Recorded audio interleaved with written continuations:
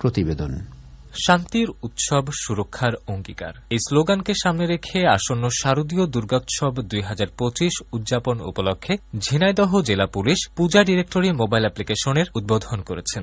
এ উপলক্ষে আজ ঝিনাইদহ এসপি অফিসের সম্মেলন কক্ষে পুলিশ সুপার মোহাম্মদ মঞ্জুর মোর্শেদ সাংবাদিকদের সাথে মতবিনিময় শেষে তিনি এই পূজা ডিরেক্টরি মোবাইল অ্যাপ্লিকেশনের উদ্বোধন করেন। এ সময় তিনি বলেন, এই পূজা ডিরেক্টরি মোবাইল অ্যাপ্লিকেশনটি যে কোনো সময় ঝিনাইদহের যে কোনো পূজা মণ্ডপের লোকেশন সহ ঠিকানা, কমিটির ও প্রশাসনের মোবাইল নাম্বার সহ নানাবিধ তথ্য দিবে।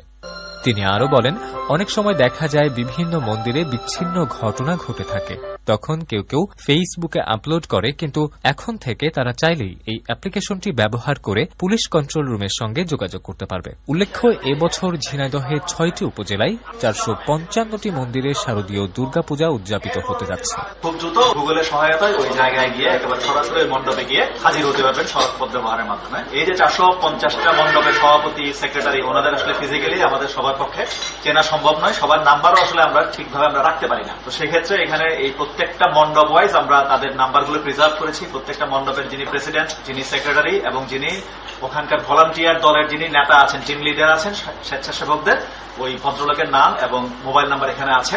ঝিনাইদহ থেকে মোহাম্মদ আহসান কবির, বাংলাদেশ বেতার, খুলনা।